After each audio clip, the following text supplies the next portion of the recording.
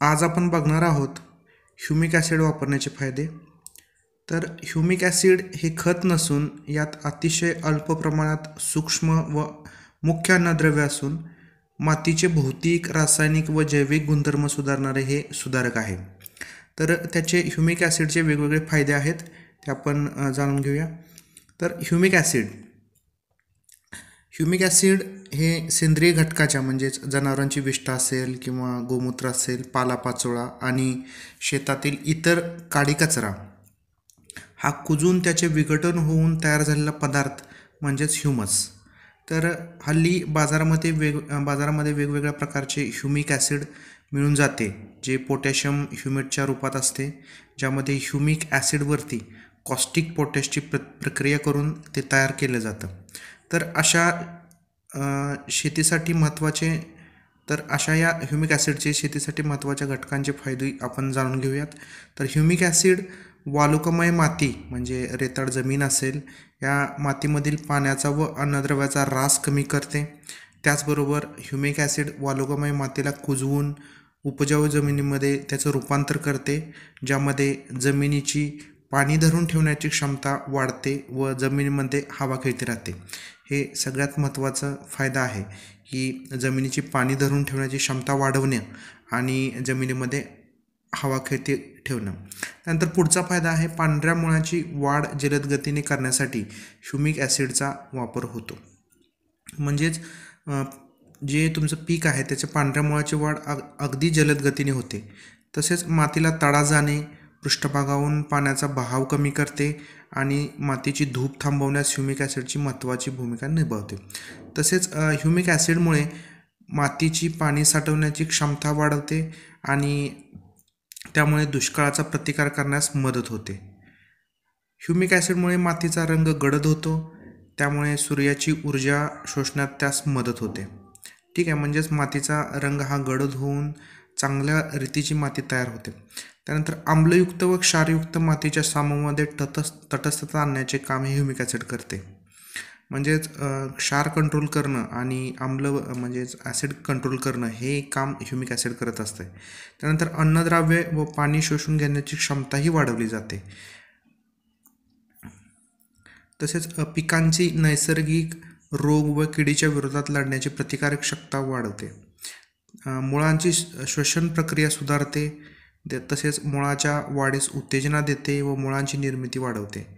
हरितद्रव्याच्या साखरेची व अमिनो आम्लाचा विकास चांगल्या पद्धतीने होतो. वनस्पतीमधील जीवनसत्व व खनिज पदार्थात वाढवते. बियाण्यांची उगवण क्षमता आणि व्यवहार्यता वाढवते.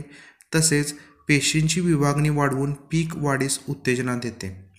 तर अशा प्रकारे वेगवेगळे ह्युमिक ॲसिडचे फायदे आहेत.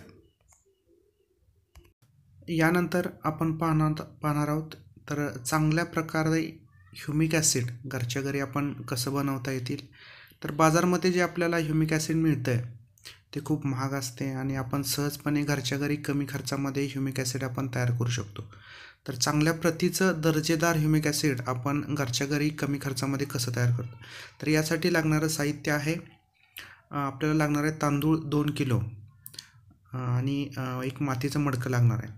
तर प्रथमतः आपल्याला काय करायचं आहे तर तांदूळ शिजवून घ्यायचे आहेत आणि शिजवताना काळजी घ्यायचं आहे की त्यामध्ये मीठ टाकायचं नाही आहे. बिन मीठ टाकता ते शिजवून घ्यायचं आहे. त्यानंतर त्या शिजवलेल्या तांदळाची आपण काय करायचं, एक स्लरी करायचे, बारीक ते करायचं आहे, हातानेच ते रगडून घ्यायचं आहे आणि ते त्या मडक्यामध्ये भरायचं आहे. तर ते भरून झाल्यानंतर आपण एक मडक्याचा आकाराचा एक खड्डा घेऊन त्यामध्ये तो मडका आपल्याला पुरायचा आहे. तर त्यानंतर आपल्याला काळजी घ्यायचं आहे की तो जो मडका आहे त्या मडक्यामधली स्लरी आहे ते आपण व्यवस्थित त्याचं विघटन करून किंवा ते व्यवस्थित क्रश करून घ्यायचे. तर पुढची कृती करत असताना काय करायचं आहे तर मडक्याच्या आकाराचा जो खड्डा घेतला आहे त्यामध्ये तो आपल्याला मडकं हे 5 दिवसासाठी पूर्णपणे पॅकबंद करून ठेवायचा आहे आणि तो जो मडका आहे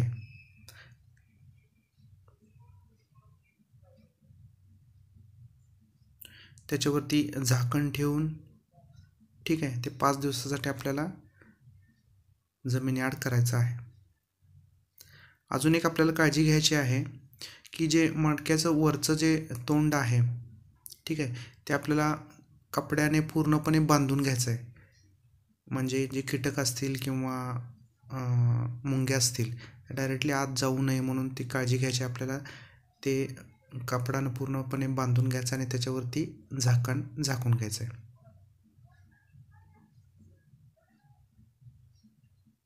आणि साईडची जी माती आहे त्याने तो माती ॲड करायचा आहे आणि तो आपल्याला 5 दिवसासाठी त्यामध्ये आत हे करायचं आहे.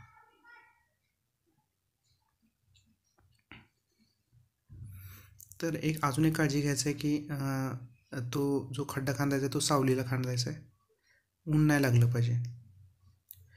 तर 5 दिवसानंतर आपल्याला जे ह्युमिक ॲसिड मिळणार आहे ते पूर्णपणे चांगल्या प्रतीचं असं ह्युमिक ॲसिड मिळणार आहे, ठीक आहे. तर आपल्याला त्याच्या क्वालिटीविषयी थोडासा प्रश्न पडेल की बाबा ह्याची क्वालिटी काय आहे. तर हे ह्युमिक ॲसिड आहे ते लॅबमध्ये टेस्ट केलेलं आहे. साधारणतः प्रत्येक मिलीला किंवा एका मिलीमध्ये आपण जे बाजारात ह्युमिक ॲसिड घेतो त्याचा बॅक्टेरिया काउंट आहे तो जवळपास 45,000 ते 50,000 असतो, ठीक आहे. तर याची क्वालिटी चेक करून आपण 87,000 ते 90,000च्या आसपास बॅक्टेरिया काउंट याचं हे झालेलं आपल्याला मिळालेलं आहे. तर जे बाजारामध्ये जे आपल्याला ह्युमिक ॲसिड मिळतं ते खूप महाग असते. आपण सहजपणे घरच्या घरी कमी खर्चामध्ये अशा पद्धतीचं ह्युमिक ॲसिड तयार करू शकतो. चांगल्या प्रतीचं अतिशय दर्जेदार ह्युमिक ॲसिड आपण तयार करू शकतो. तर तयार झालेलं ह्युमिक ॲसिड परत काय करायचं आहे, तर आपल्याला तो जो भात आहे किंवा जे आंबलेला भात आहे तो पूर्णपणे परत हाताच्या साहाय्याने किंवा रवीच्या साहाय्याने तो परत अजून स्क्वॅश करून घ्यायचा आहे. एका बादलीमध्ये काढून तो एकदा स्क्वॅश करून घ्यायचा आहे. त्या आंबलेल्या तांदळासोबत आपल्याला 2 किलो गूळ, त्या 2 किलो गुळाची स्लरी करून दोन्ही मिक्स करून आपल्याला ड्रिंचिंगच्या रूपानं किंवा आळवण्याच्या रूपानं प्रत्येक आपण जी आपली झाडं आहेत त्या झाडांना आपण आळवणी देऊ शकतो. तर पूर्णपणे त्याचं विघटन हाताने करून घ्यायचं आहे आणि ते दोन्ही द्रावण आपण ड्रममध्ये मिक्स करून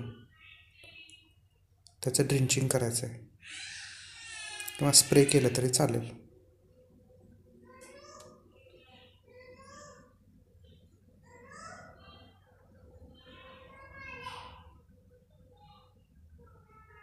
आंबलेलं द्रावण, त्यानंतर गूळ,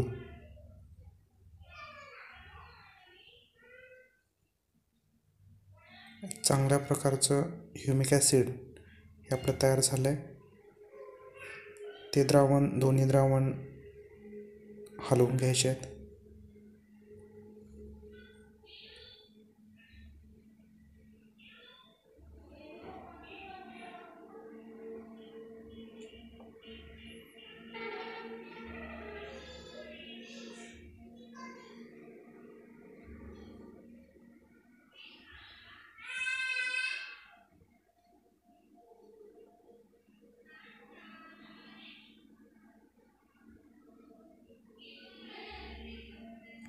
आणि ठिबकमधून किंवा आपण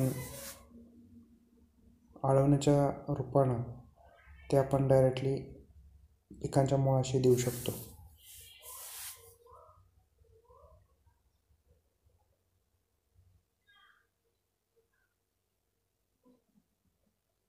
तर हे खूप चांगल्या प्रकारचं आणि दर्जेदार असं ह्युमिक ॲसिड तयार झालेलं आहे.